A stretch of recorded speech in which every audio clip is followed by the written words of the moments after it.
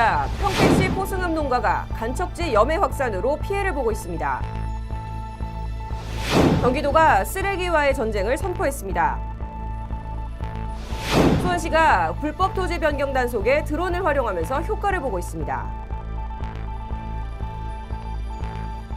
안녕하십니까. YBC 뉴스 신세아입니다. 한 주간 각 지역의 주요 뉴스를 전해드리는 뉴스 프라임 플러스 시간입니다. 먼저 평택시 소식 전해드립니다. 충남과 경기 등 중부지방의 극심한 가뭄으로 인해 6월 중순에 접어들었지만 정상적으로 벼가 자라고 있는 논을 찾아보기 힘듭니다. 평택시 포승읍 역시 물 부족과 염분 농도 상승으로 모의 생육에 지장을 받고 있는데요. 타들어가는 모만큼 농민들의 속도 타들어가고 있습니다. 평택시 포승읍 원정리에 위치한 논밭입니다. 한창 푸른빛으로 가득 차야 할 논의 벼 대부분이 누렇게 말라 죽어 있습니다. 그나마 자란 모도 사정은 역시 마찬가지입니다. 지금으로서는 장담할 수가 없어요. 이거 이거 제대로 이게 농사 수확이 된다고 지금 장담 뭐라고 할 수는 없어요. 지금 현재로서는. 모가 말라 죽은 탓에 첫 번째 모내기가 실패해 논 한쪽에는 모판이 버려져 그대로 방치되어 있습니다. 장기간 가뭄으로 인해 인근 농업용수원인 남양호의 수분이 증발하면서 갈수록 물이 짜지고 있어 제때 모내기가 이루어지지 않고 있는 상황. 피해 지역의 농민들은 염분기가 섞인 남양호의 물을 끌어다 씀으로써 모가 타들어가고 생육이 멈췄다고 주장하고 있습니다. 농민들은 작년보다 상황이 더 나쁘다고 한탄합니다. 작년에도 작년- 가버렸는데도 이 피해가 없었어. 여기까지 농사 짓는 중에 지금 처음 이런 거예요. 강석진 이장은 재이양을 해도 비가 계속해서 내리지 않으면 사실상 올해 농사는 끝났다고 봐야 한다며 농사를 이렇게 망친다면 피해를 최소화하기 위한 대책이나 행정적인 지원을 해줘야 한다고 주장했습니다. 평택시 농업정책과 관계자에 따르면 원정리 논밭의 연분 피해 면적은 약 40에서 50헥타르 정도. 피해 면적이 광범위한 탓에 살수차로 염분을 씻어내기엔 역부족이라고 말합니다. 그러면 그게 지금 살수차 물로는 감당이 안 되는 면적인가요? 감당이 안 되겠죠. 당연히 안 되겠죠. 농업기술센터 식량특작팀 원정원 팀장은 현재 상황과 관련한 특별한 대안이나 방안이 없음을 솔직히 털어놨습니다. 비가 오는 게 최고예요. 염류장에는 대안이 별로 없어요. 네. 왜냐하면 이게 날씨가 첫째 기상 때문이거든요. 양수기로 해가 물차를 한번 데리려고도 했었어요. 그런데 아까 말씀드렸잖아요. 그 방법 자체가 너무 좀 고루한 방식이다 보니까 농가에도 물차를 갖다 대도 의미가 없는 거예요. 벼는 지금 현재는. 또한 원정원 팀장은 6월 달까지 기상 상황이나 추이를 살펴보고 거기에 맞는 대안을 제시하려고 하는 중이라고 밝혀 사후 약방문식 처방에만 급급한 모습을 보였습니다. 하지만 말라 죽는 벼를 쳐다보며 하루하루 가슴이 타들어가는 농민들은 이 소금물마저도 끊길까 봐 노심초사입니다. 짠 물이라도 유입을 해서 이거를 희석을 해서 자꾸 이제 교환을 해줘야 그러나마라도 좀 좋지 않겠느냐. 마음이 많이 안 좋으시겠어요. 저 마음에 좀 타들어가고 지금 사실 입맛이 쓰죠. 지금 사실.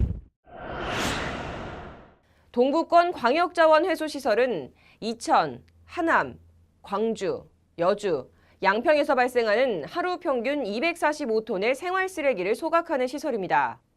하지만 광역쓰레기 소각장 화재로 골머리를 앓던 경기도는 쓰레기 처리에 비상이 걸렸었는데요.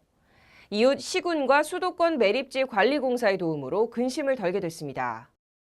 속수무책으로 쌓여가던 경기도 동부권 쓰레기. 처리 못한 생활쓰레기 4,000톤이 인근 임시쓰레기 적환장에 쌓여있는 상태입니다. 지난달 21일 소각장에서 화재가 발생해 가동이 중단된 것이 이유입니다. 하지만 그간 처리하지 못했던 쓰레기와 앞으로 발생할 쓰레기를 인근 시군이 나눠 대신 소각해주거나 수도권 매립지에서 받아주기로 해 한숨 돌리게 되었습니다. 이에 따라 경기도는 이천시 모가면 적환장에 쌓여있는 쓰레기를 12일부터 수도권 매립지로 옮길 계획입니다. 도는 적재된 쓰레기 처리로 한숨을 돌림에 따라 앞으로 발생할 생활쓰레기는 수도권 매립지 반입, 지자체 품앗이 소각, 자체 매립 등 3가지 방법으로 처리할 예정입니다. 23개 시군하고 협약을 맺었습니다. 그래서 품앗이 소각 협약을 맺어가지고 서로 위기 상황이 닥쳤을 때 서로 도와주자 해서 이번에 그 품앗이 소각을 추진하게 되었습니다.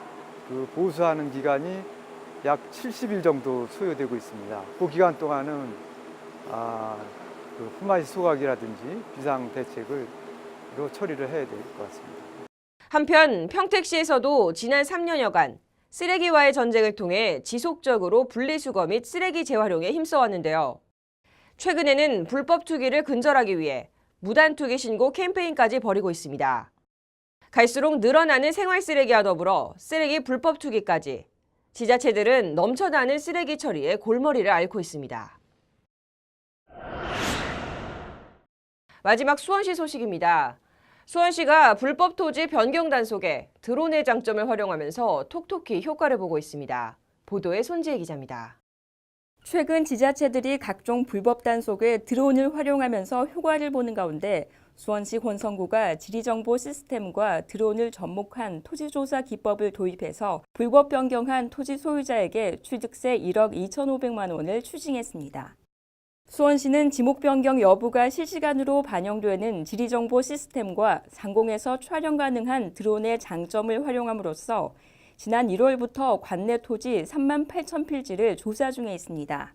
광대하거나 접근이 어려운 토지에 대한 조사가 사실상 어려웠습니다. 드론과 지리정보 시스템을 활용하면 손쉽게 조사될 수 있다는 점에 착안해서 이 밖에도 지목 변경이 의심되는 토지 10필에 대해 추가로 조사할 예정입니다. 한편 YBC 뉴스는 지난 9일에 우산시 완충녹지 훼손에 대한 기사를 다루었습니다. 우산시 내산미동 일대의 완충녹지 지대를 개인적으로 무단 사용함으로써 산림을 훼손한 경우를 적발한 뉴스였는데 이처럼 국유지 유용 등 불법 단속에 드론을 활용해 현장 조사의 효율성을 보다 높일 수 있을 것이라는 전망이 나오고 있습니다.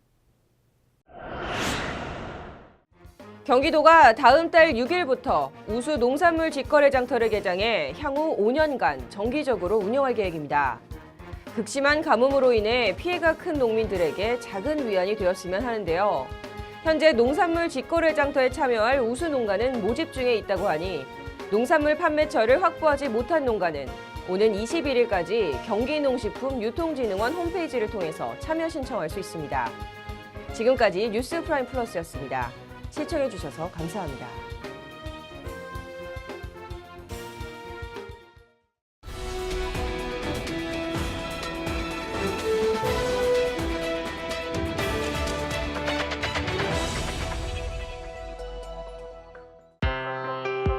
보이십니까?